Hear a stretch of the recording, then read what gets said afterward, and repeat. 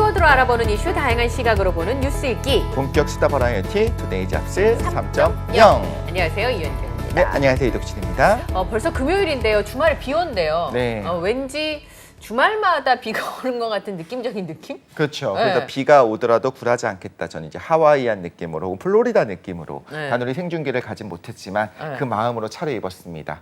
비가 올수록 우중충하게 입지 않고 네. 더 이렇게 꽃무늬 있는 옷들을 입는 것도 또 좋은 방법이 아닌가 생각이 됩니다. 그 남자분들 중에 그 하와이안 셔츠를 입는데 용기가 필요하신 분들이 있으신가 봐요. 저요. 그렇습니다. 아, 그래요? 한 번도 사본 적이 없습니다. 그러니까 제 주변에도 제가 생일 선물로 뭘 사줄까요? 물어봤더니 하와이안 셔츠를 사달라고 그러시는 분이 있었어요. 그래서 제가 왜 그러냐 했더니 본인이 사서 입기는 그런데 한 번은 입어보고 싶다. 선물 받았으니까 그 핑계로 입어볼 네, 수 그러니까요. 예, 그 사람은 우리 집에 살고 있을지도. 아, 그렇군요. 네.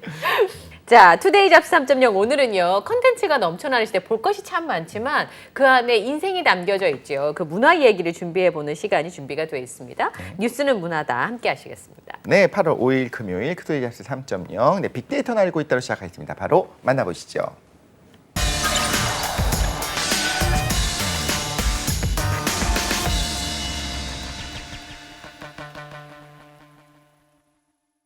네, 따끈따끈한 소식을 파헤쳐보는 얼리버드 시사 이슈 빅데이터는 알고 있다 함께 하시겠습니다. 네, 함께 하실 분 소개해드리도록 하겠습니다. 저는 이분이 기자계 왕이 될 정이라고 감히 확신하고 있습니다. 이데일리의 김성훈 기자님과 함께합니다. 어서 오십시오. 어서 오세요. 안녕하세요. 예. 네. 어제 그 헌트 네. 요즘 그 예고편이 영화관에서 굉장히 많이 돌잖아요. 네. 근데 그러니까 이제 이정재 씨하고 정우성 씨가 연예 프로그램에서 굉장히 인터뷰를 많이 하시는데 이제 이정재 씨 얼굴 보면 아무것도 생각 안 나고 이분 얼굴만 생각이 나는 거예요. 네. 저한테는 영광 검색어예요, 이정재 아우, 씨. 너무 감사합니다. 네. 네, 저 이정재 배우 또 개인적으로 팬이거든요. 네. 요즘 아주 왕성한 활동하고 있어서 개인적으로 또 예의주시하고 있고. 네. 혹시 인터뷰할 기회는 없을까요? 기자분이시니까 어쨌든 네. 출입처가 바뀔 수도 있잖아요. 아, 또 연예부 기자가 뭐 될 수 있는 기회가 생긴다면 얼마나 좋겠습니까만은 뭐 제가 원한다고 또 되는 것도 아니니까. 네. 이정재 씨랑 인터뷰를 한번 하면 네. 진짜 재밌을 것 같은데. 얼굴 가리고 성대모사 하면서 네, 진짜 그러니까요. 이정재 맞추기. 근데 뭐 너무 잘 아시겠지만 뭐 인간계에서도 마찬가지고 연예계에서도 마찬가지고 이정재 씨 성대모사를 워낙 잘하시는 분들이 많으셔서 그래요? 저는 되게 뭐 수줍습니다, 사실은. 네. 그럼 혹시 다른 것도 있어요? 이정재 씨 말고? 여러 명이 있긴 한데 그렇죠? 네, 이거 뭐 그러면- 방송에서 네. 또 뭐 제가 성대모사로 여기 출연한 건 아니잖아요. 그렇죠. 그러니까 쉽게 생각. 나중에 시간이 나는 대로 차근차근 네. 한 발짝 한 발짝 전진해 나가도록 하겠습니다. 시킬 생각은 없었는데. 시킬 생각은 없었어요. 왜냐하면 제가 이 탐색전이었거든요. 네. 이정재 씨를 충분히 저희가 발산을 하고 난 다음에 네. 뭐 한 3년 할 거기 때문에 김성훈 기자님의 그 안에 매력을. 개인기가 뭐가 있는지 제가 확인 차원에서 여쭤봤어요. 한 3% 정도 저희가 본 것 같죠? 그렇죠. 97% 예. 남았습니다. 네. 아마 시청자분들도 굉장히 기대하고 계시지 않을까 그런 생각이 듭니다. 어제도 빅데이터 되게 많이 얘기해 주셨는데 네. 이정재 씨만 남았다. 맞아요. 기억에 남는 건 그거다. 예. 오늘은 어떤 빅데이터가 있을지 확인해 보도록 하겠습니다. 빅데이터는 알고 있다 보여주세요. 오늘 굉장히 심각한데요, 키워드들이. 자, 네. 한미 정상회담 아니고 한미 의장회담. 의장회담. 네. 3일 밤이죠. 우리나라에 도착했던 낸시 펠로시 미국 하원 의장이 이튿날이 4일 김진표 국회의장을 만나서 북한의 실질적 비핵화에 대해서 논의를 했다는 내용을 가지고 왔습니다. 2015년 미국 민주당 원내대표로 낸시 펠로시 하원 의장이 방문을 했었는데 7년 만에 다시 국회를 찾은 거고요. 네. 미 하원 의장 자격으로는 무려 20년 만에 공식 한국 방문이라고 합니다. 20년 만이에요? 네, 맞습니다. 이날 만남에서는 뭐 굳건한 한미동맹 바탕으로 해서 북한 비핵화 방안이 이루어졌다고 하고 또 이제 휴가 중인 윤석열 대통령도 전화를 통해서 펠로시 의장과 면담을 진행을 했다고 합니다. 윤 대통령은 지난 5월에 이제 바이든 미국 대통령과 만났을 때 글로벌 포괄적 전략 동맹에 대해 얘기를 나눴는데 좀 미 의회도 긴밀히 좀 협력할 수 있는 기회가 됐으면 좋겠다 이런 내용을 좀 나눴고요. 특히 윤 대통령은 이제 펠로시 일행이 JSA 공동경비의 JS를 방문한다는 부분에 큰 의미를 부여했다고 하고 이번 방문이 좀 한미 간의 강력한 유대 관계를 더욱더 공고히 다지는 계기가 되지 않을까 이런 네. 얘기도 했습니다. 그 펠로시 하원 의장이 18선이잖아요. 직업이 정치인이신 네. 되게 대표적인 분이시죠. 아버지도 정치인이었고 본인도 18선을 진짜 노련함의 극치인 국회의원인데 네. 그 저기 중국 갔을 때도 거기 가서 면전에 대고 이제 얘기를 하는. 그래서 저분 지역구가 중국 사람들이 굉장히 많이 산다고 하시더라고요. 네, 캘리포니아에 있는 지역구로. 알고 네. 그래서 저는 사실 좀 일면 좀 대단하다는 생각을 네. 좀 했었는데 문제는 지금 우리나라에서는 뭐 대만 갔다 온 게 문제가 아니고 중국 사람들이 훨씬 더 관심 있어하는 이슈고 우리가 관심 있어하는 이슈는 뭐냐면 중국을 갔다 온 펠로시 의장을 왜 아무도 마중을 안 나갔을까? 네. 그렇죠. 그게 의전 논란인 거죠. 마중 안 나간 거. 여러 가지 지금 이슈가 또 불거지고 있는데 네. 먼저 말씀드릴 게 이제 의전 홀대 공방이 나오고 있는데요. 의전 네. 홀대. 예. 이 펠로시 일행이 이제 공항을 통해서 방문을 했는데 국내에서 의전 인력이 아무도 나가지 않아서 아무도 안 네, 이 나갔어요? 부분이 좀 화제가 됐습니다. 또 펠로시 의장 측에서 이를 좀 불쾌했다는 언론 보도가 또 나오면서 또 화제가 일파만파 커졌는데 네. 직접 방문지인 대만에서는 늦은 시각에 도착을 했음에도 불구하고 대만에서 이제 의전 인력이 나와서 극진히 이제 대우를 한 거죠. 정치권에서는 서로 이제 잘못이 있다고 이제 공방을 하고 있는 이런 부분이고 네. 국회에서는 논란이 계속되자 미국 측과 사전에 조율이 된 부분이다 이런 아. 지금 입장을 밝혔고요. 지금 뭐 현재 대만 뭐 중국 이슈로 좀 예민한 문제였기 때문에 여러 가지 상황을 감안한 결과 약간 좀 의전에 최소화하는 방향으로 좀 얘기가 된 것이다라고 지금 설명이 나온 상황입니다. 그러니까 우리가 중국의 눈치를 전혀 안 볼 수 없는 상황이라 네. 오는 걸 막을 수는 없지만 극진히 환대하는 대만과 같은 그런 모양새는 보여주지 않겠다. 네. 뭐 이런 거 아니냐는 해석을 낳고 있는 거죠 현재까지는. 그리고 두 번째는 제가 오전에 들으면서 이제 뭐 언론 보도나 뭐 라디오를 통해서 들은 내용인데 이제 윤석열 대통령과 40분 동안 전화 통화를 했다고 했잖아요. 네. 근데 지금 뭐 윤석열 대통령이 뭐 지방에 휴가 중인 게 아니라 서울에 지금 거주 중인데 이왕이면 좀 만나면 좀 어땠을까 그렇죠. 이런 좀 얘기도 나오고 있고 그리고 이제 이용수 할머니께서 네. 국회에서 이제 맞아요. 실제로 현장에 대기하시다가 극적 만남 성사를 추진을 했지만 네. 이제 경호 인력의 강력한 저항에 부딪혀서 결국에 또 만남이 성사되지 못한 부분도 지금 화제가 되고 있거든요. 그걸 김진표 의장께서 좀 조율을 해주셨으면 얼마나 좋았을까. 저는 이제 뭐 사실 좀 아무것도 모르는 사람의 입장에서. 아쉬움이 남는 부분이 좀 극적으로 성사가 됐으면 오히려 좀 이제 글로벌적으로도 더 화제가 되지 않았을까. 그렇잖아요. 그렇죠. 여성의 인권과 관련된 문제 네. 아닙니까? 그리고 이제 뭐 낸시 펠로시 하원 의장이 그런 이슈에 상당히 관심이 많은 맞습니다. 분으로 또 얘기가 많이 나오고 있기 때문에 네. 극적으로 막 이제 성사가 돼서 면담이라던가 얘기가 좀 오고 갔다면 오히려 뭐 일본에도 마찬가지고요. 네. 여러 나라에도 이슈가 되지 않았을까 이런 좀 아쉬움이 네. 좀 얘기 나오고 있습니다. 이용수 할머니 만나서 그 낸시 펠로시 하원 의장도 나이가 되게 많잖아요. 네네. 그러니까 손을 잡아주고 안아주고 눈을 맞춰주는 것만으로도 굉장히 많은 메시지를 줄 수 있었을 텐데 네. 그거를 이용수 할머니가 테러를 하시겠어요? 뭘 하시겠어요? 제가 봤을 때는 그걸 오히려 김진표 국회의장이 내가 책임을 지겠다라고 네. 하고 함께 동행하는 자리에 함께 할 수 있었으면 얼마나 좋았을까. 그렇죠. 아쉬움이 그런 남죠. 아쉬움이 저는 좀 많이 남네요. 근데 예. 더 안타까운 부분은 이제 이제 뭐 실랑이를 벌이는 과정에서 좀 약간 또 병원에 또 가시는 그런 네. 과정도 있었거든요. 그래서 네. 좀 과잉 경우가 아니었느냐라는 뭐 지적도 있긴 한데 뭐 네. 그거는 뭐 지금 이 상황에서 판단할 문제는 아닌 것 같고 네. 정치권에서는 이제 사실은 그런 얘기가 나오고 있습니다. 서로 아니 의전 홀대에 대한 책임 공방을 벌이고 있는데 네. 사실은 조금 더 물러나서 바라볼 부분이라고 생각이 드는 게 의전 홀대보다도 방문을 해서 우리나라에서 어떤 얘기를 좀 나눴는지 네. 어떻게 하면 좀 더 진취적인 방향을 네. 논의할 수 있는지에 대한 고민이 필요한 건데 네. 너 때문에 의전 홀대하지 않았느냐라고 책임 공방을 하는 건 사실은 소모적인 공방이라고 생각을 하거든요. 그렇죠. 네. 예. 그 조선시대 때 노론소론 싸운 게 그 이전 때문에 싸운 거잖아요. 장례식을 어떻게 할 네, 것인지 네, 뭐 네. 이런 것들 때문에 싸우는 건데 거기에 이제 명분은 그것이고 숨겨진 마음들이 있는 네. 건데요. 그 비판은 나중에 다 끝난 다음에 해도 늦지 않고 지금 좀 그러니까요. 건설적인 이야기를 할 필요가 있는 것 같습니다. 예, 알겠습니다. 네. 어쨌든 낸시 펠로시 하원 의장이 방문했다는 소식을 전해드렸고요. 이 네. 의전 논란 때 말씀하신 것처럼 김진표 국회의장이랑 무슨 얘기했는지도 네. 관심에서 멀어지죠. 그렇죠. 묻혀버렸죠. 그쵸? 네. 예. 네. 자, 두 번째 키워드입니다. 우리 독실 씨가 독한 마음 품고 네. 준비하고 있는 다누리. 좀 가슴이 두근두근 하실 텐데 어. 한국의 첫 달 탐사선 다누리가 달 탐사선. 네. 오. 오늘 오전 8시 7분입니다. 네. 5개월간의 대장정을 성공적으로 시작을 했다는 발사했어요, 내용을 벌써? 네. 발사를 했습니다. 방송 전에 발사를 해서 예. 또 저희가 또 실제로 화면을 통해서 목도를 하고 왔는데 이날 미국 플로리다주에 있는 케이프 커네버럴 우주군 기지에서 스페이스 X사의 펠콘 9 발사체를 통해서 실제로 발사가 됐습니다. 40분간에 걸쳐서 이제 1단 분리, 뭐 2단 분리 이런 여러 가지 또 재반 과정을 거쳐서 초기 과정이 이제 성공적으로 이루어진 것으로 알려지고 있고요. 네. 이날 오후 1시쯤에 이제 해당 내용을 담은 브리핑이 이어질 내용이니까 그 부분에서 좀 더 궁금한 점이 보완이 되지 않을까 싶습니다. 네.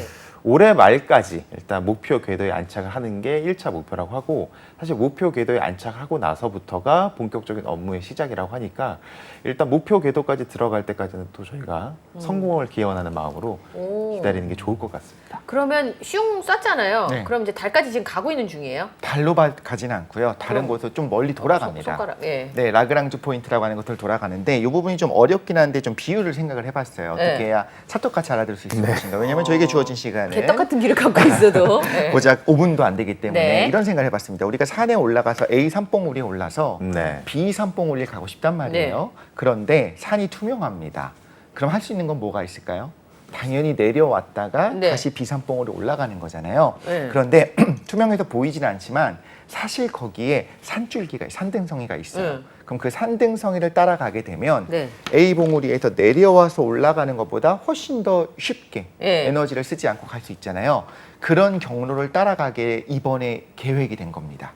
그래서 굉장히 어려운 경로예요. 달이 보이는데 굉장히 어려운 경우예요. 그죠? 뻔히 예. 보이는 달로 가지 않고 희한하게 태양에 더 가까운 곳으로 가고 있어요. 지금. 이렇게 간다는 거예요. 나비 네, 모양으로. 리본 모양으로 네, 이렇게 가는 것처럼 보이는데 네. 그게 이제 중력이 균형을 이루고 있는, 태양과 지구와 달의 어떤 중력들이 절묘하게 균형을 네. 이루고 있는, 말하자면 산 꼭대기가 있어요. 산 봉우리가 있습니다. 네. 한번 일단 그쪽으로 가는 게 쉬워요. 그리고 진짜 보이지는 않아서 이게 기술이 나온 지 얼마 안 됐습니다. 90년대 처음에 이제 이런 것들을 가능하다라고 하는 게 네. 이론적으로 나왔거든요. A 산봉우리에서 이제 훨씬 우리가 1년 보기엔 너무 멀리 떨어진 것 같은 달로 가는데 도대체 왜 저쪽으로 가지? 반대로 간 것처럼 느껴지는데 눈에 안 보이는 그 투명한 경로가 있어요. 그 경로를 따라 가도록 지금 설계를 하고 네. 지금 그렇게 발사를 하고 있는 겁니다. 해리포터의 망토도 아니고 예. 그런 느낌이에요. 네. 그래서 제가 여기서 하나를 좀 덧붙여 말씀을 드리고 싶은 게, 지금 이번에 박수치고 너무 다들 성공을 축하했잖아요. 첫 네. 도심까지 이루어졌고. 네. 근데 이제 제대로 된 그 경로로 가고 있는지 좀 더 시간이 걸릴 텐데, 누군가 이런 말을 합니다. 아니 지난번에 누리호가 있지 않았냐. 네. 근데 이번에는 지금 성공하고 있다는 게 우리가 성공한 게 뭐가 있냐. 패컨 9이 전부 다 성공하고 있고 스페이스 X에서 지금 쏴준 거 아니냐. 네. 그렇다면 지금 우리의 다누리는 뭐 하고 있냐. 정확히 우리가 어떤 성공을 하고 있냐. 이 대장정에 있어서. 그럼 쏴준 거 로켓은 이제 네. 그 스페이스X 내 거니까 네. 우리 거는 그 비행선인 그 거잖아요. 안에 있는 탐사선이죠. 탐사선인 비행기 같은 거예요? 그것도 포함됩니다. 아, 그래서 네. 제가 그걸 말씀을 드리려고요. 네. 정확히 우리 달 탐사선이 어떤, 지금부터 이제 5개월 정도 된 대장정 동안 뭘 자기 하느냐. 미션을 수행할 그쵸. 거잖아요. 도착을 하면 그때 하는 미션들은 뭐 사진도 찍을 것이고 감마선 카메라를 갖고 이거저거 하면서 탐사를 합니다. 실제 네. 탐사를 해요. 그냥 보여주기가 아니고. 근데 그보다 달로 가는 과정이 오래 걸리잖아요. 네. 저 이렇게 비유를 해봤습니다. 에베레스트를 올라갑니다. 네. 에베레스트를 가고 싶어요, 우리가. 네. 가장 어렵고 가장 힘든 것 중에 하나는 뭐가 있을까요? 일단 해야 되는 거.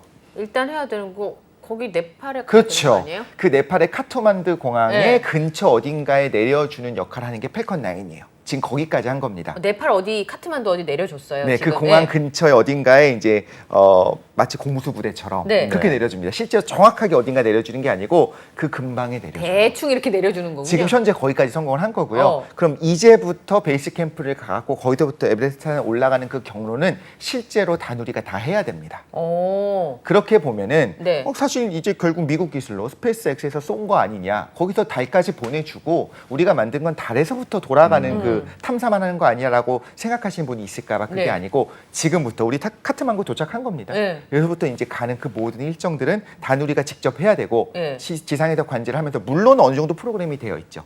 그렇지만 이제 한 5번, 6번, 아니 9번 정도의 기동을 해야 되거든요. 적절하게 분사를 해가면서 네. 요거는 어떻게 보면 우리 기술로 하는 게 맞다라는 그럼 여기까지 왔는데 이렇게 들어가는데 들어가는 거는 이제 우리 기술로 그 들어. 모든 것들이 그게 다. 궤도에 들어가는 거죠. 맞습니다. 이렇게 뺑뺑 도는 거. 네. 네. 지금부터 아예 라그랑주 포인트까지 요렇게 갔다가 돌아서 돌아 들어가거든요. 이 모든 기동들 그리고 네. 물론 사전에 준비는 되어 있습니다만 아까 말씀드린 게 제가 공수부대가 낙하산으로 내려준 것 같다고 했잖아요. 정확하게 어느 위치에 내려주는 게 아니에요. 그래서 그걸 지금 찾아서 들어가야 되는 찾아서 거야. 들어가야 되고 정확히 지금 어디에 있는지 확인을 해야 돼요. 위치도 확인하고 그다음 방위는 어떻게 해야 되는가, 속도 어떻게 해야 되는가 이런 것들은 전부 다 우리가 이제 알아서 해야 되는 거죠. 그렇군요. 적절하게 내려준 것까지 지금 성공한 상황입니다. 그럼 다누리는 다 하고 어디 가요? 돌아와요? 아니, 그렇진 않습니다. 그냥 거기 버려져요? 그렇게 말하니까 좀 마음이 아프네요. 전에 우주 쓰레기 네. 그죠 기자님 얘기해 주셔가지고 그래서 그게 갑자기 궁금한 거예요. 5개월 거쳐서 다누리가 갔잖아요. 네. 그러면 이제 임무를 한 몇 년 해요? 1년 정도 이제 1년 하고 이제 있고. 1년 5개월 후에는 다누리는 어디로 가요? 그 월이 보셨습니까 혹시?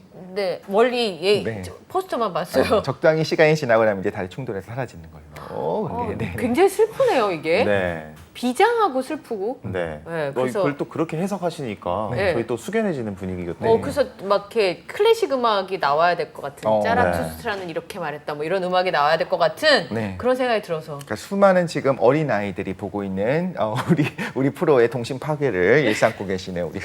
제가 좀 분위기 전환 차원에서 네, 하나 또 분위기 추가로 말씀을 전환해주세요. 드리면은 아이고. 이 네. 다누리에 여러 네. 가지 또 뭐 소프트웨어라던가 뭐 파일들이 들어가 있을 거 아니에요.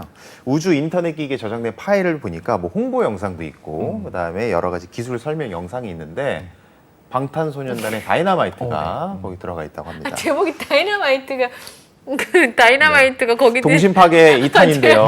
네. 죄송해요. 저는 BTS 얘기를 했는데 다이너마이트에 네. 죄송해요. 그렇지 예. 않군요. 네. 작은 것들을 위한 시 이런 걸 좀 넣어주시지. 아니 근데 그게 전 세계에 먹힌 거니까 우주에도 먹히지 않을까. 예, 실제 그런 그 노래를 생각이- 이제 틀어서 네. 이제 지구에 교신을 해서 그 노래가 이제 나오는지를 확인하는 확인하는 거예요. 상당히 의미 있는 세레모니에 이제 다이너마이트 노래가 사용이 되는 거니까 네. 작곡자 입장에서도 너무 기분이 좋으실 그쵸. 것 같고 예. BTS 입장에서도 기분이 너무 좋은 역사에 남을 거 아니에요.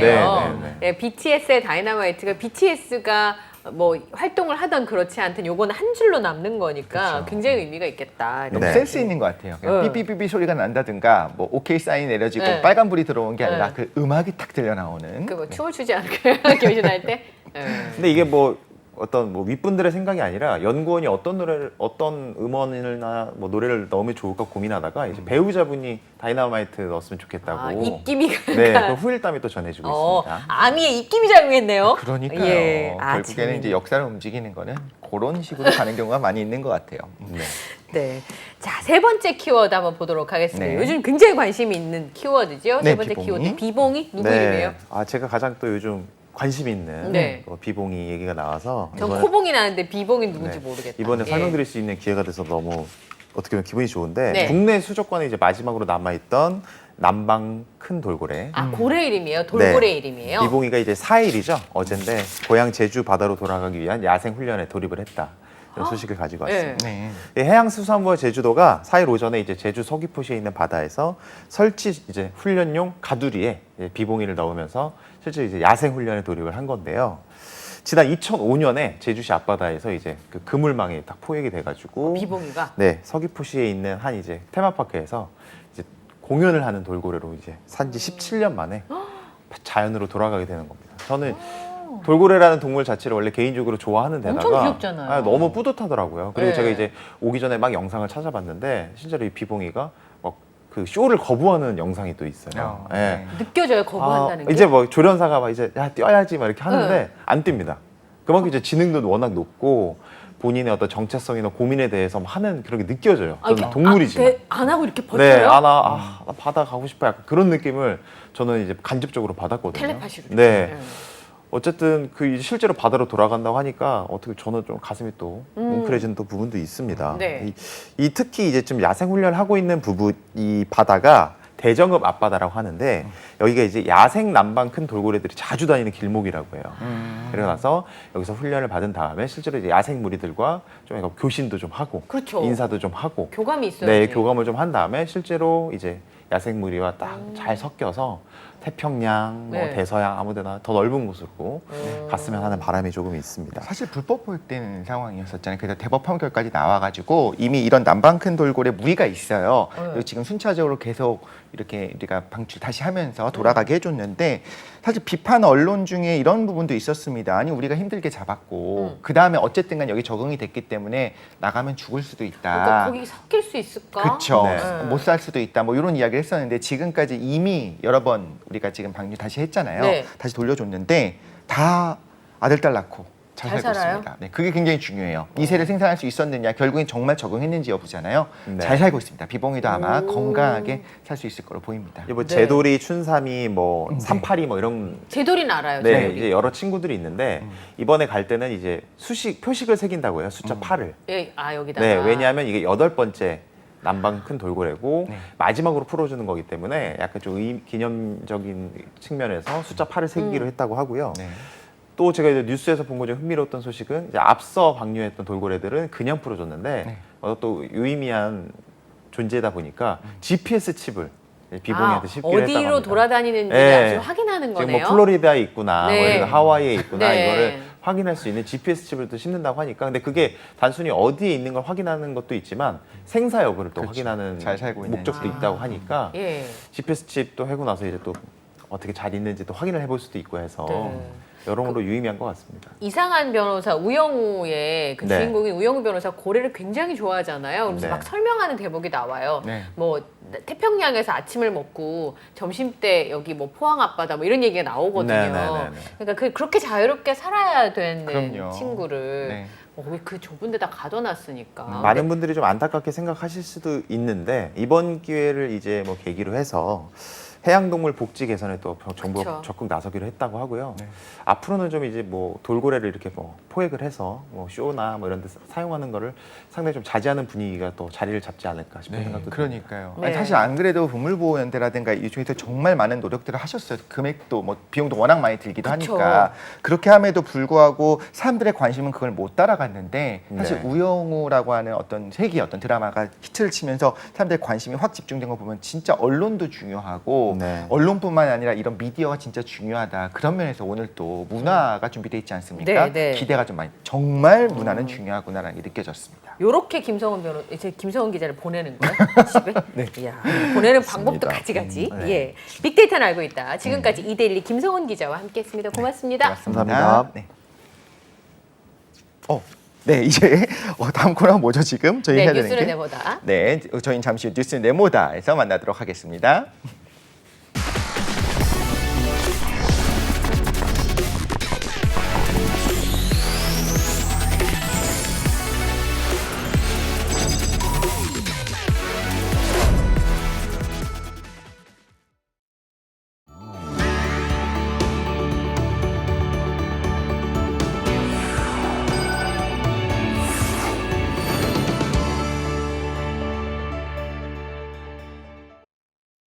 네, 뉴스를 시작해서 어디를 튈지 모르는 요절복통 도미노 토크 뉴스는 네모다. 오늘은 뉴스는 문화다로 함께하겠습니다. 네, 이분 기다리셨던 분들이 많을 것 같습니다. 저도 정말 일주일 내내 기다렸습니다. 이 시간 함께해 주실 분 언제나 오시는 강남대학교 글로벌문학부의 강유정 교수님 나와 계십니다. 어서 오십시오. 네, 안녕하세요. 왜냐하면 교수님이 오시면 네. 일요일을 잘 마무리한 이제 프라이데이라는 그렇죠. 뜻이기 아, 때문에 네. 게다가 이제 영화 얘기나 문화 얘기를 해주시니까 너무 재밌는 거예요. 그래서 지난주에 교수님이. 하다 말았던 그 음악 얘기 너무 좋았거든요. 네, 일주일 내내 생각하잖아요. 그렇죠. 아, 음악이 좋았던 영화가 뭐가 있었지? 이제 이런 생각들을 하게 되는데 네. 그 전에 요즘에 이제 영화 티켓 값이 정말 많이 올랐어요. 맞아요. 네, 얼마죠? 깜짝 놀랐습니다. 진짜. 15,000원쯤 하나요? 그리고 여기 관들이 다 달라서 어떤 관은 얼마, 네. 어떤 관은 좀 이게 잘못 예약을 했더니 갑자기 결제해야 되는 금액이 막 1인당 3만 원씩만 나오면 저 올라가잖아요. 어제 그랬잖아요. 그 뭐 프라이빗 뭐 이렇게 써 있는 거예요. 맞아요. 그래서 네. 아 이거 좋겠다. 그래서 4명이 딱 결제했는데 20만 원 취소.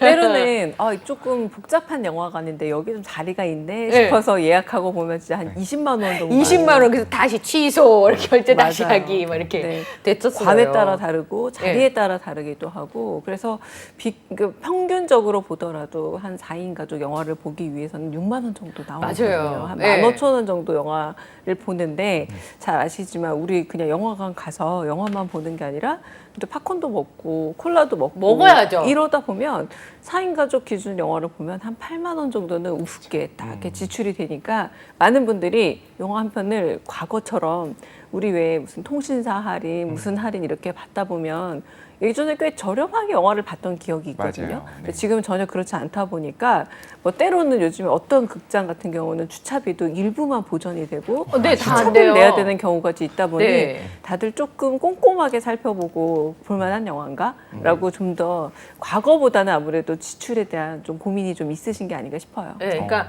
영화나 한 편 볼까 이거보다 아니죠. 네. 기왕 볼 거면 똑똑 완벽한 한 편을 보자 이런 그 추세가 있다고 하더라고요. 그렇죠. 게다가 최근에는 한국 영화 되게 좋은 사인이기도 하지만 어떻게 보자면 경쟁이 심해진 게 매주 거의 말하자면 요 시즌, 여름 시즌에 개봉할 영화가 한두 개 정도였거든요, 과거에는. 네. 그런데 지금 거의 이런 영화들이 가령 이번 주 개봉한 비상선언 같은 경우도 3년을 묵혔다 나온 영화 아닙니까? 아, 그래요? 그러다 보니까 이게 시간차 없이 좋은 영화들이 이 시간대에 일주일 간격으로 개봉을 하다 보니 굳이 이번 주 아니라도 혹시 더 좋은 영화가 있으면 다음 주에 본다거나 내지는 사람들의 입소문 좀 들어보고 나서 리뷰 다 보고. 네. 그래서 이 영화 재밌다라고 좀 인증이 된 이후에 본다거나 해서 생각보다 그냥 현명하고 까다로운 관객들이 영화를 선택하고 있기도 하고요. 그리고 최근에 물가가 너무 많이 올랐잖아요. 그런데 안타깝게도 문화에 대한 소비 비용은 그러다 보면 자꾸 후순위로 밀리는 밀리게 경향이 되죠. 있습니다. 상대적으로. 말하자면 기다리다가 2차 판권 시장이라 부를 수 있을 뭐 OTT나 이렇게 보면은 이미 가입된 그런 쪽에서 볼 수도 있기도 하고 요즘에 뭐 집에서 뭐 KT라도 여러 가지 채널을 보아서 한 사람 값에 지불을 하게 되면 같이 볼수 집에서 있으니까. 볼 수 있기도 하니까 예전에는 코로나 전에는 집에서 보는 일이 되게 예외적인 경우였다면 지금은 좀 익숙해져 있기도 하거든요. 그리고 집에 가장 많이 팔린 것 중에 하나가 대형 TV라고 하지 않습니까? 아, 네. 다들 어느 정도 그걸 좀 경험해 봤기 때문에 이제 극장에서 영화 본다는 것에 대한 까다로움은 좀 장기적으로 좀 영화를 제작하시는 분들에겐 고민해야 될 지점이 되지 않을까 싶어요. 톰 아저씨가 되게 현명했다는 생각이 들어요. 이 대전에 참전하지 않고 예, 앞에서 전투를 치르고 이제 그 말 있잖아요. 네. 그 마치 우리 왜 할로윈 데이 때 큰 낫을 들고 다니는 네. 미국에 등장하는 괴물 있잖아요. 그게 지금 우리나라 영화관은 하나씩 매주 문을 열면서 목을 베고 있다 이런 사파가 유행 중인데 왜냐하면 지금 아마 영화 예매하러 들어가 보시면 탑건 매버릭은 꼭 어느 건에선가 상영을 하고 있습니다. 있어요. 왜냐하면 여전히 관객들이 선택을 하고 있다라는 그쵸. 건데 그 매버릭의 장점이라면 어쨌든 이 영화는 집에서 보는 것보다는 영화관 가서 그쵸. 보는 게 효과가 300%다라는 것이 대중의 입을 통해서도 또 어느 정도 인증을 받다 보니까 이 영화는 되게 길게 지금 가고 있는 우리나라 영화관에 잘 없는 현상 중 하나가 되고 있어요. 예. 제 그 주변의 꼬마는 4번 봤대요. 남자아이인데 그 비행기가 등장을 하니까 4번은 그것도 이제 상영관을 달리해서 뭐 4D로 보고 뭐 그다음에 일반적인 걸로 보고 뭐 이렇게 해서 다녀가면서 여러 느낌으로 맞습니다. 예. 그래서 지금 이 영화 같은 경우는 처음에 열풍은 30, 40대 이상에서 불었지만 아저씨들부터 시작됐지만 지금 오히려 가장 뒷받침해주는 힘이 방학을 맞은 초등학생부터 중학생까지 예.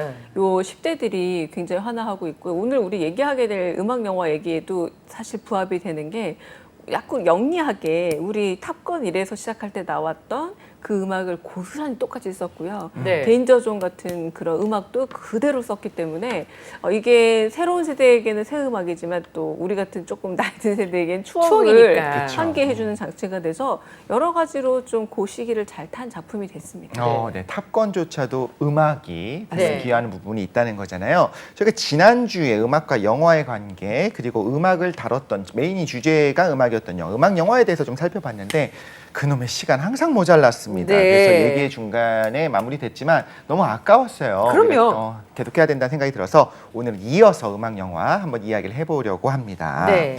그 영화도 시대를 반영하지만 음악이야말로 정말 시대를 반영하는 컨텐츠 중에 하나잖아요. 그쵸. 그러다 보니까 그 시대에 유행했던 음악들로 그 시대를 그리는 그런 영화들이 많이 있죠. 네. 한동안 이 파리넬리, 불멸의 여인 뭐 이런 클래식 우리가 이제 음악의 아버지, 어머니, 뭐 삼촌이 다 나와가지고 네. 하는 그런 영화들 우리 많이 봤지 않았습니까? 그런 네, 고민 맞습니다. 혹시 안 하셨나요? 그 네? 음악의 어머니 예, 핸델 고민을 안 해봤어요. 헤어스타일 같은 게 있잖아요. 저 헤어스타일 때문에 엄마인 줄 알았어요. 근데 이름도 핸델이잖아요. 네. 전 진짜 여자인 줄 알았어요. 정말로. 어렸을 때 음악 세계 네. 사진 한 장으로 이렇게 나오니까요. 네. 그럴 수 있을 것 같아요. 저만 그런 네, 뭐 했던 그냥 그 헤어스타일이 되게 신기했던 기억이 일단 나고 그래서 우리 지난주도 다뤘지만 아마데우스 같은 영화를 네. 보다 보면 이제 이게 가발이었구나라는 걸 그 영화를 통해서 좀 알게 알게 되지 되는 않았을까 거잖아요. 싶은데 네. 한동안 우리 그 전체 문화계를 휩쓸었던 용어 중에 하나가 파리넬리 아닐까 싶어요. 이 파리넬리라는 용어 자체도 그 당시 매우 낯설었지만 굉장히 생경한. 카스트라토라고 해서 네. 뭐 팔세토 창법이라던가 지금은 거의 일반적으로 많이 알고 계시지만 남성이 여성 영역대의 음악을 부르기 위해서 그러니까요. 하나보다 했더니 중간에 어떤 물리적인 의미에서의 어떤 신체 훼손까지 있었다라는 게 드러나기도 하고 그 마성의 목소리를 듣기 위해서 여러 가지로 사실 궁금증을 좀 주는 장치이기도 하고 네. 한편으로는 왜 여성이 무대에 설 수 없는가에 대한 네. 시대적 배경까지도 그렇죠. 연결이 됐던 이야기라서 한동안은 이 작품이 나온 이후로 이 파린델리 음악이 거의 길거리를 휩쓸었던 적도 있었고요. 지금이야 워낙 저작권이 좀 더 엄격해져서 거리에서 영화 음악을 듣는 경우가 좀 흔하지 않지만 굉장히 어려워졌죠. 과거에는 뭐 이를테면은 뭐 복사 테이프도 있었고 그리고 음원 가게들이 많아서 일단은 바깥으로 많이 음원을 성취해야 스피커가 밖에 나와 있잖아요. 맞아요. 그런 거 네. 너무 많아서 이제 파리넬리 이렇게 울기야소서 같은 음악은 아마 딱 들으시면 그 영화가 생각나시는 분도 많을 정도인데 그 당시 아무래도 결국은 상류층과 귀족계층에 의해서 누군가의 선택을 받을 수밖에 없는 어떤 예술가 이야기도 많이 등장했지만 역시나 남성이 여성 노래를 부르기 위해서 겪어야 됐던 과정들이 좀 많이 집중이 됐던 작품이기도 합니다. 네. 그 이후에 요즘도 지금 이렇게 여성의 음역 굉장히 하이를 부를 수 있는 분들이 있고 이제 카운트 테너라고 네. 하잖아요. 실수로 그분들을 카스트라토라고 하면 굉장히 좀 불편해하신대요. 아니, 그렇죠. 근데 이제 그 용어가 둘 다 또 카로 시작하지 않습니까? 네. 그래서 그런 실수들을 좀 했다는 일화들이 좀 있어가지고 이제 소개를 드립니다. 그렇죠. 그래서 아무래도 뭐 여러 가지 우리한테도 뭐 경험적으로 배웠던 이게 태양별이 같은 경우도 맞아요. 이를테면 경극이지만 그걸 종합 예술을 했던 가수이기도 하잖아요. 근데 잘 아시다시피 거기 나왔던 장국영 씨가 맡았던 역할 우희라는 캐릭터가 원래는 여성 캐릭터인데 그 경극 무대에 여성이 서는 게 허락이 되지 안 않다 하니까. 보니까 예쁘장하게 생긴 남성 배우를 썼고 당연히 어느 정도 좀 물리적인 또 훼손이 있을 수밖에 없고 그래서 그때 당시 이런 이야기들이 이 카스트라토 얘기와 함께 뭐 태양별이라던가 그리고 잘 보면 그 우리 이제 왕의 남자까지 사실 연결이 좀 된다라고 네. 할 수 있을 텐데 근데 그런 과정에서 이제 음악이 중요한 역할을 하면서 왜 여성 영화 그 음역대를 하는데 남성이 그렇게 좀 훼손된 신체를 가질 수밖에 없는가까지 사실은 이 영역대 음역대 이야기잖아요. 그래서 그때 당시 한동안 이런 이야기들이 굉장히 사회상을 비추면서 지금이야 당연히 무대에 때때로는 그 여인문 극장이라고 해서 여성만 등장하는 경우. 국극도 네. 있긴 했는데 왜 남성만 등장할 수밖에 없는가에 대한 좀 궁금증을 해소해주는 역할이기도 했습니다. 네. 그 당시에 절망이나 아픔을 표현하는 것 중에 대표적인 게 음악이잖아요. 그렇죠. 네, 그런 것처럼 그러니까 글로미 선데이는 한동안 약간 비화 같은 게 있었어요. 맞아요. 네, 그게 이제 라디오 저도 이제 DJ를 좀 오래 했었는데 글로미 선데이 OS를 틀면서 약간 두근거리는 마음이 있는 거 있잖아요. 그게 왠지 음악이 연기처럼 건물 자체를 지배해버릴 것 같은 느낌? 제목도 글루미 선데이지만 네. 이 글루미 선데이 영화 줄거리보다 이 음악에 관련된 일종의 에피소드가 너무 그쵸. 유명했던 거죠. 그래서 이 음악을 들으면 약간 우울증이 네. 좀 더 강화된다라거나 내지는 좀 극단적 선택을 할 때 이 음악을 틀어놓은 사람이 만났다라는 실제인지 소문인지 모르지만 거의 이 영화와 관련된 설화로 워낙에 유명했기 때문에 이 영화는 그러니까 아름답고도 비극적인 사랑 이야기이기도 하지만 사실은 세계대전과 관련된 이야기이기도 해서 이 선택이 단순히 개인의 어떤 내면적 우울증을 넘어서서 시대적 우울증을 담아 있는 영화로 발전이 되기도 했었습니다. 그래서 이 당시 이제 1, 2차 세계대전과 관련되어 있는 이제 음악 영화들이 여러 작품들이 있긴 합니다만 가령 그 피아니스트라는 네. 영화도 있잖아요. 그래서 피아니스트가 전쟁의 포화 가운데서 결국은 거의 피아노를 칠 수 없는 상태가 네. 된다라거나 고립된 상황임에도 불구하고 피아노에 대한 열정을 버릴 수 없었던 이런 이야기들이 흘러가기도 하고요. 가령 뭐 예술 작품, 뭐 클림트의 작품들이 어떻게 뭐 나치에 의해서 이제 뺏기게 됐는가도 있지만 이 글루미 선데이는 음악 자체로 기억에 더 남아서 지금도 영화 내용은 기억을 잘 못하지만 글루미 선데이와 관련된 어떤 비화는 그렇죠. 다들 기억하시는 것 같고 이 영화에서 유명한 장면이 남자 둘의 여자 한 명이 나란히 있는 이 장면인데 네. 몽상가들이라던가 다른 영화에서도 어떤 남자 둘과 여자 하나의 그 묘한 어떤 긴장감 같은 것들을 떠올리게 되는데 이 음악은 지금도 여전히 네. 약간 비가 오는 듯한 약간 쓸쓸한 일요일이면 말씀하신 것처럼 네. 라디오 선곡 빌보드의 리스트가 업이 항상 되는 올라가는. 그런 음악 중 하나가 아닌가 네. 전 싶습니다. 이때 10대였는데 이때가 제 생각에는 좀 괴담이 정말 많았던 시대였던 것 같아요. 맞아요. 귀신 세기 이야기도 말이었나요, 많았고. 그때가? 그쵸, 그러네요. 딱 그렇기도 예. 했고 뭐 그 좀 더 이전에 홍콩하는 귀신부터 시작해서 그래서 제 때는 어떤 식의 괴담이 있었냐면 그렇게 그 극단적 선택한 분들이 많더라를 좀 넘어서 이건 끝까지 들으면 살아있을 수 없다. 뭐 이런 이야기까지 있었어요. 그게 되게 무서워서 저도 한번 듣고 싶으면 궁금하잖아요. 네. 그러면 근데- 더 궁금하죠. 네, 그러면서 이제 틀어놓고 막 두근두근 하고 듣는데 생각보다 그렇게 그러니까 그때 어리니까 그런 생각이 안 들어갔고 좀 이게 뭐야 했었던 기억이 나기도 해요. 저에게 갑자기 서태지 씨 피가 모자라 에피소드가 아, 네. 생각나는데요. 맞아요. 네. 네, 그러니까 멜린 테이프- 내가 죽었어. 아, 네. 이런 거 있었죠. 서태지 씨 음악을 거꾸로 돌리면 뭐 이상한 소리가 들린다. 그래서 그때 당시에 어떻게 했는지 사람들이 거꾸로 돌려서 녹음해서 네. 또 여러 커뮤니티에 올려서 이게 바로 이제 소위 말하는 악마의 노래다. 그렇죠. 네. 그것이 알고 백워드 싶다에 메시지. 나오지 네. 않았었나요? 네. 그 정도까지 사회적 네. 영향을 미치기도 했고요. 이제 고전으로 더 올라가 보면 그 섹스피어 희곡 중에 맥베스라고 네. 있습니다. 거기에 3명의 마녀가 나와서 일종의 주문을 외우거든요. 근데 그 주문을 외워서 연극 무대에 세우게 되면 늘 약간 사고가 생긴다라는 소문이 좀 있어가지고 맥베스를 연기하는 배우들마다 조금의 공포를 가지고 연기를 한대요. 피하고 예. 싶어하는. 네네네. 그래서 그 장면이 마녀의 저주 장면이기 때문에 실제로 저주가 생긴다라는 소문이 있기도 하다고 합니다. 마케팅일 수도 네, 있겠네요. 네, 네, 그것까지도. 네. 저는 여담이지만 그 잼을 원래 좋아한 적이 없어요. 무슨 잼이요? 먹는 잼이요? 딸기잼이요. 아, 네. 저는 가수 잼. 네네네.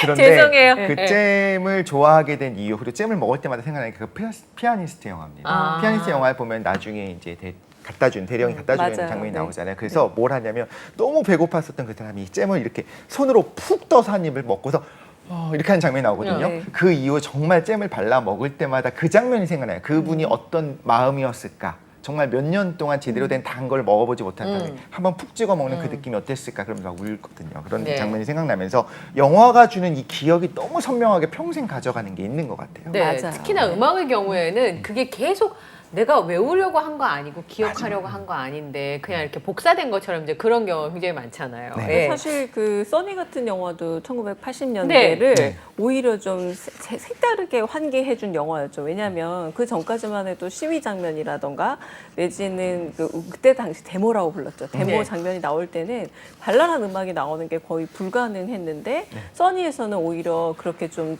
우리와 이제 무관한 그 75년생 감독이다 보니까 우리는 어렸을 때 잘 몰랐다. 오히려 귀에 소위 말하는 이어폰을 끼고서 맞아요. 재밌는 음악을 들으면서 했던 시절이기 때문에 약간 그 역효과가 아니라 되려 사람들에게 신선한 느낌을 줬다면 세시본 같은 경우는 아무래도 배경 자체가 60, 70년대 이제 네. 군부 독재 시절을 다루다 보니까 그때 당시에 결국은 음악과 관련된 이야기임에도 불구하고 정치적으로 암울했던 유신 그렇죠. 시대의 이야기가 담길 수밖에 없었고 결국은 이 노래가 흘렀지만 두 사람의 만남과 헤어짐 그리고 어쩔 수 없는 이별 같은 경우에도 결국은 그 당시 사회 상황에 담길 수밖에 없기 때문에 음악이라는 게 그때 당시에 뭐 통기타가 유행했을 때는 뭐 양희은 씨라던가 네. 결국은 일종의 사회적인 일종의 좀 저항심 내지는 좀 불온한 세계의 권력에 대한 어떤 저항심을 담을 수밖에 없기 때문에 이 당시를 다루는 영화도 그런 음악과 함께 시대상을 담을 수밖에 없었던 게 아닌가 싶습니다. 네. 장발과 청바지와 통기타 이런 것들이 대표되는 상이 있었던 거죠. 맞아요. 네. 송창식 씨 하면은 아무래도 음악이 금지될 수밖에 없었던 것. 네. 그리고 그 음악이 금지된 세계에는 방금 말씀하신 것처럼 왜 불러라고 대답을 하는 이 부르는 것조차도 금지가 됐던. 그러니까 약간 그때 당시에는 너무 반항적이다고 얘기했지만 반말이라서 제목이 반말이라서 금지되기도 하고 네. 뭐 장발이라서 청바지를 입어. 그러나 어쨌든 젊음이라는 거는 그때 당시에 좀 억압적이고 폭력적인 그런 세계에 대해서 저항할 수밖에 없는 게 청춘 아닌가 싶기도 해요. 그래서 이쁜 거잖아요. 맞아요. 그래서 네. 네. 근데 음악 영화 그럼 대표적인 뮤지컬 영화 아닐까 맞습니다. 싶습니다. 그렇죠. 저는 저희 집 앞에 있는 찻집 이름이었는데 쉘브르의 우산.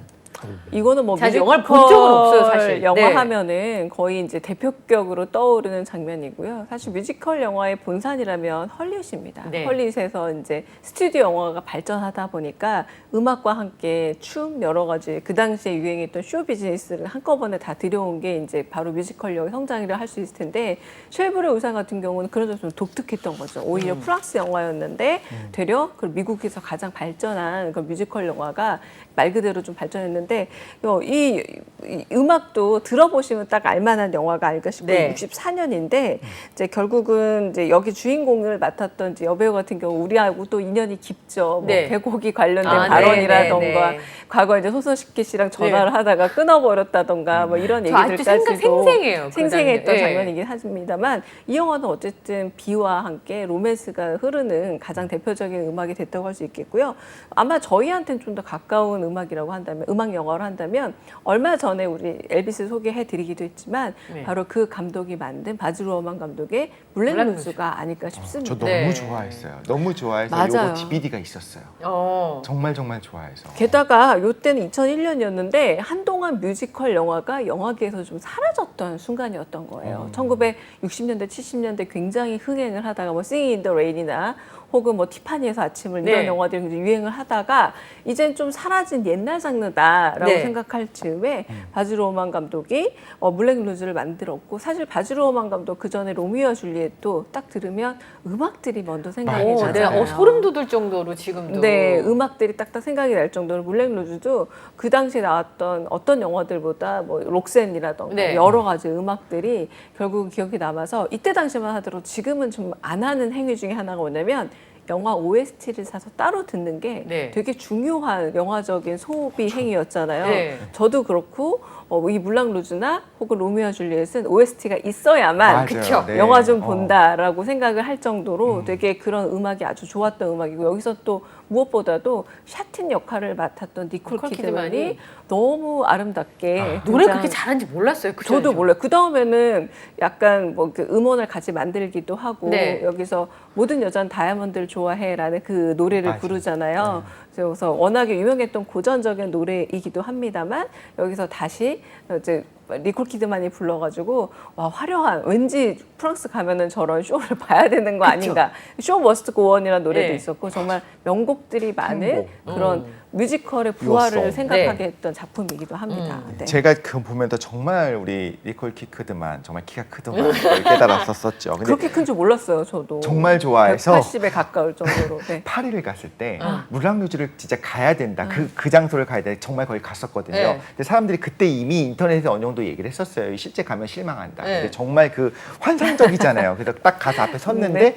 풍차도 되게 뭔가 이상하고 생각해보면 요즘 한국의 어떤 그런 펜션들이 만든 풍차가 훨씬 더 예쁠 정도로 그래서 좀 실망했던 기억이 나요. 맞아요. 근데 워낙에 영화가 준 환상이 커가지고 결국 물랑 루즈는 지금도 생각하면 그런 몇몇 장면들 그네를 탄 네. 니콜 키드만이 떠오를 정도인데요.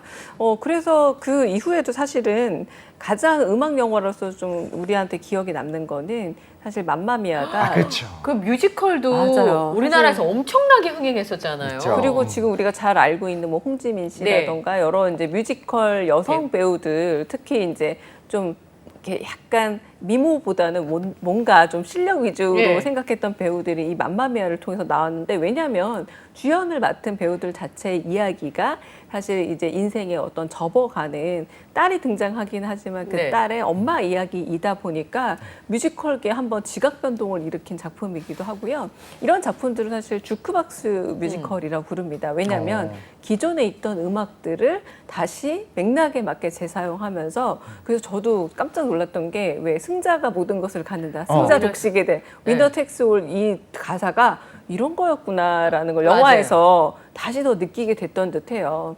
그래서 그 혼자 그 딸이 결국은 내가 어떻게든 사랑을 쟁취해야 된다고 얘기할 때 그 엄마와의 교우작용을 하면서 네. 두 개 번갈아 가면서 이 노래가 나오기도 하는데요.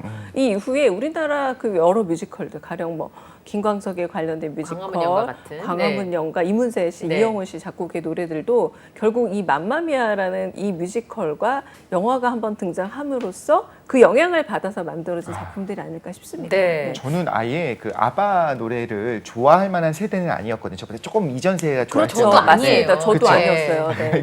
저도 그런 아니에요. 아니었지만 저희 고모가 네. 열심히 들었던 기억이 나는. 그렇죠. 네, 근데 네. 아바를 본 다음에 계속 찾아 듣고 그랬었던 기억이 나요. 그 아바가 몇 년 전에 앨범을 한번 그거 음원을 냈었어요. 그래서 라이브 방송을 유튜브로. 아바 멤버 2명이서 했던 거 제가 봤던 기억이 나는데 그 정말 정신 나가서 그걸 봤을 정도로 네. 사실은 현재까지도 음악 활동을 하고 곡을 만드는 분들이어가지고 각자 활동도 하잖아요. 그래서 아바의 노래를 버무려서 뮤지컬 영화를 만들었다는 건 흥행이 안 되면 안 된다는 뜻이잖아요. 그렇죠. 근데 지금 그 탑건을 보는 10대 세대가 저희한테 신기했듯이 어쩌면 진짜 우리 윗세대들, 그러니까 소위 말하는 거의 이제 386 이상 세대들에게 아바는 아주 대중적인 그쵸, 네. 힘을 가진 그런 뮤지션들이었는데 이 영화를 보면은 아, 명곡은 역시 시간이 지나도 네. 좋구나. 이 맘마미아라는 노래도 그렇지만 사실은 그 영화의 흥행에는 아빠 찾기란 매우 독특한 맞아요. 서사도 도움을 줬던 듯해요. 예전에 이제 뒤늦게 뭐 엄마를 찾는다고 이건 몰라도 아빠 후보가 셋이나 돼서 엄마조차 아빠가 누군지 정확하게 모르는 상황이라는 게 너무나 코믹하게 얘기가 되면서 맘마미아를 어쩌지라는 이런 이제 감탄사 음악과 네. 잘 어울렸던 게 아닌가 싶기도 합니다. 그 뮤지컬 배우들 중에 꼭 해보고 싶은 작품이 지킬 앤 하이드와 레미제라블인 경우가 맞아요. 많잖아요. 네, 맞습니다. 네. 그러니까 배우들이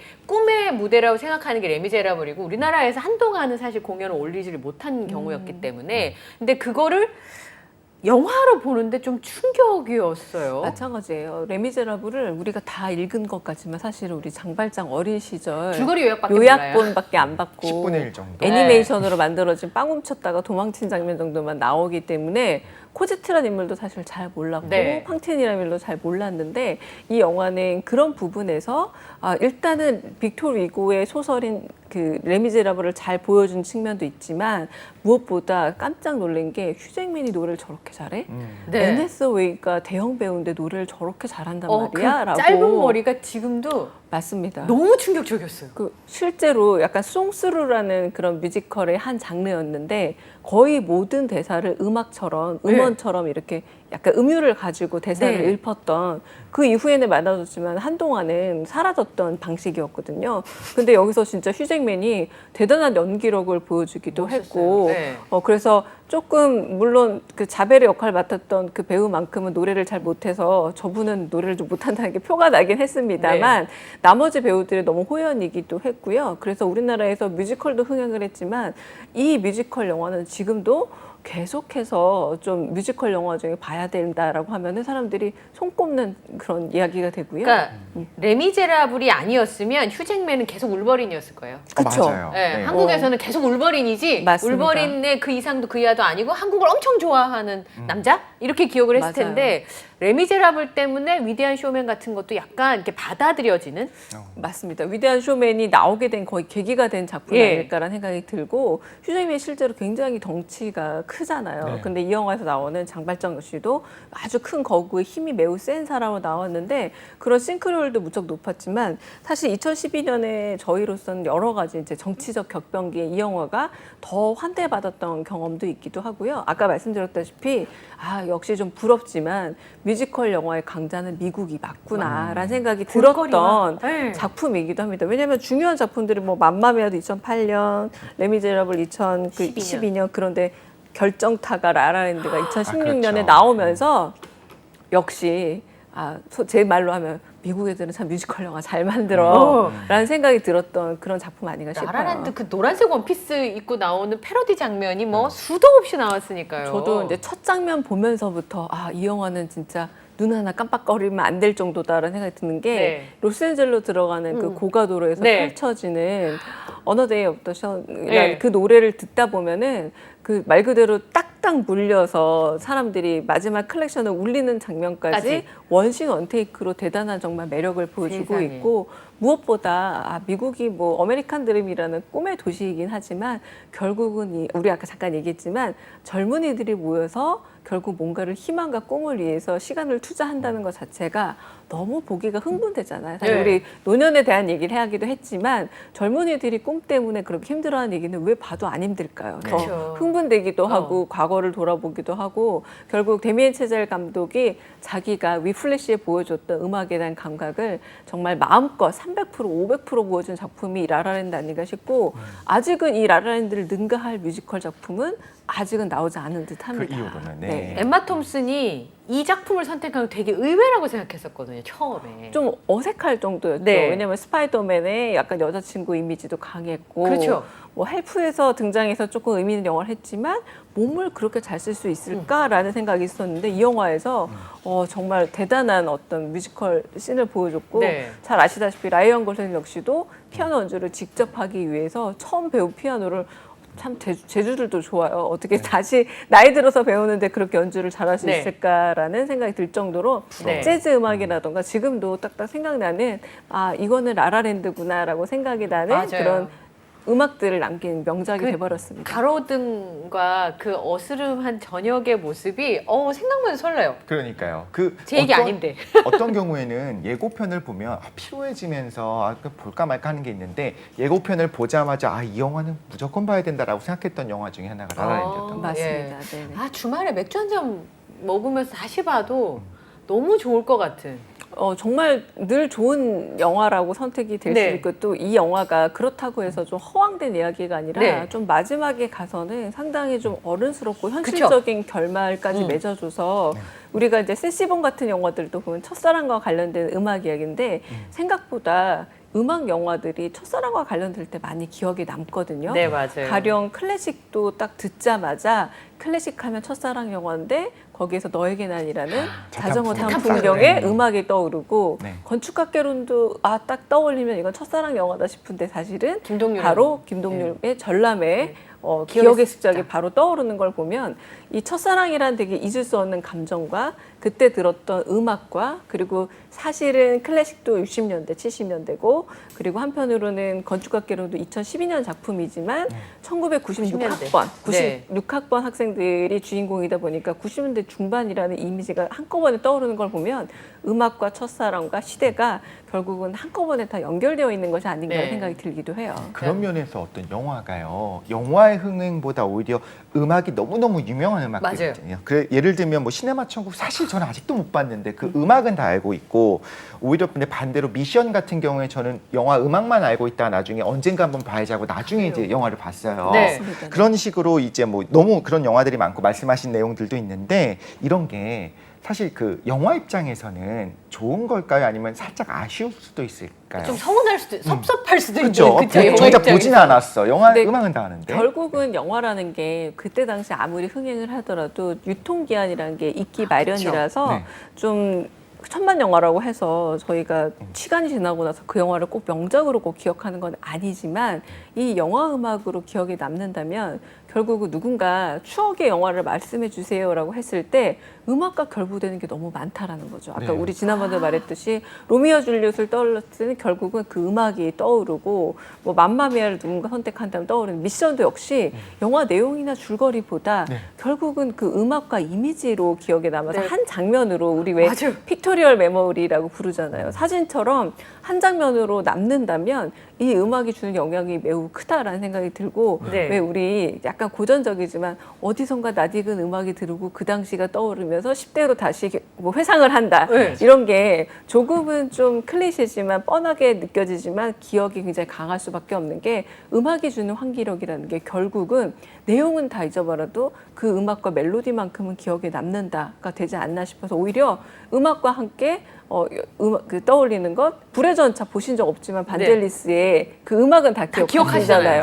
올림픽 때마다 다 나오고. 로키 안 보셨을지 모르겠지만 맞아요. 그 음악은 다 기억을 하는 것처럼 기억나죠. 네. 음악의 힘이 사실은 매우 크기 때문에 오히려 음악이 영화 속에 그리고 영화를 기억에 남기는 되게 각인 장치가 되는 건 분명히 네. 보입니다. 제가 음악하면 생각나는 게 겨울왕국이 개봉했을 때 저희 꼬마가 전 세계 어린이들이 4살이었거든요. 네. 근데 집에서 이제 그 보여줄 수 있는 영화가 그 이제 한글 자막 있는 그러니까 이제 아이가 읽을 수 없는 영화였어요. 근데 보고 싶다 그래서 틀어줬어요, 그냥. 그랬는데 끝 후반쯤 되니까 레디꼬를 그냥 따라하는 거예요. 그래서 제가 디즈니는 천재인가 보다. 맞습니다. 영어를 모르는 아이가 그림만 봤는데 맞습니다. 노래를 따라할 정도다? 그러면 이건 뭔가 고도의 뭔가가 있지 않으면 있을 수가 없는데? 이런 생각이 들었어요. 사실 양대산맥이 있잖아요. 네. 소위 말하는 지브리 스튜디오에서 만드는 히사이시조 스타일의 네. 영화 음악. 제가 그걸로 자랐거든요. 네, 근데 네. 저희 딸은 이제 레디꼬를 계속 부르는 그리고 세대고요. 디즈니에서 이제 뮤지컬 음악을 흡수해서 네. 나름의 디즈니풍의 뮤지컬을 만드는데 사실 레디꼬라는 이 영어 해석하는 게 좀 까다롭잖아요. 네. 근데 애들은 뭐 그냥 관심 받아들여서 없고. 그 네. 당시에 코스튬을 비롯해서 이 음악 자체가 굉장한 화제가 됐고요. 사실은 디즈니가 거의 사멸해 가다가 인어공주 때문에 바로 회생을 했는데 그때도 딱 떠오르는 언더더시. 안다다시. 이거 네. 어른들이 다 애니메이션 보러 와가지고 엄마들이 왜 만화를 보러 가냐고 대학생이 됐어요. 그렇죠. 어른들은 그 당시 이해도 못했지만 하쿠나 마타타 혹은 맞아요. 뭐 알라딘 이런 것들이 네. 다시 리메이크 될 수 있는 사실 동력도 그런 우리 기억에 남아있는 그 영화 하면 알라딘 하면 떠오르는 그런 네. 영화 음악 그리고 하쿠나 마타타 이런 것들이 있기 때문에 그리고 미녀와 야수조차도 다 그 음악이 있기 때문에 실사화가 되든 네. 리메이크가 되든 가능한 게 음악이라는 이 고리를 가지고 가능하거든요.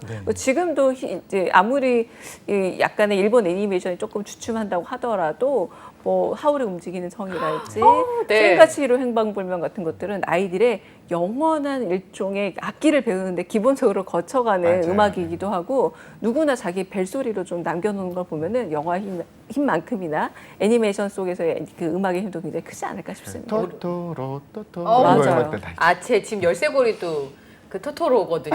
그래가지고 이제 나이가 이제 쉰이 다 돼가는데도 그 토토로 굿즈 사느라고 여전히 실제로 내용은 잘 기억이 안 나도 안 나는데 음악이랑 고양이 이미지는 버스랑. 기억은 남는 거죠. 예. 그렇죠. 이거 우산 들고 있는 네, 거야. 고양이 버스랑. 그래서 가끔 비 오는 숲에 가면 여기 정령이 살지 않을까? 어. 예.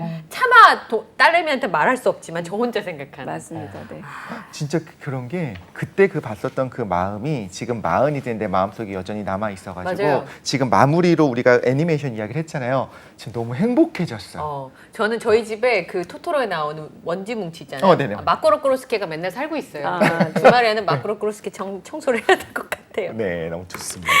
자, 투데이 잡스 벌써 마칠 시간인데 오늘 진짜 행복한 네. 영화에다 음악까지. 그쵸? 정말 예. 좋았습니다. 네, 지금까지 뉴스는 문화다. 우리 강남대 강유정 교수님과 함께했습니다. 다음 주에 더 재밌는 이야기로 돌아오도록 하겠습니다. 오늘 함께해 주셔서 감사합니다. 감사합니다. 네, 고맙습니다. 네, 저희는 다음 주 이 시간에 다시 찾아뵙겠습니다. 네, 다음 시간에 또 만나요. 안녕.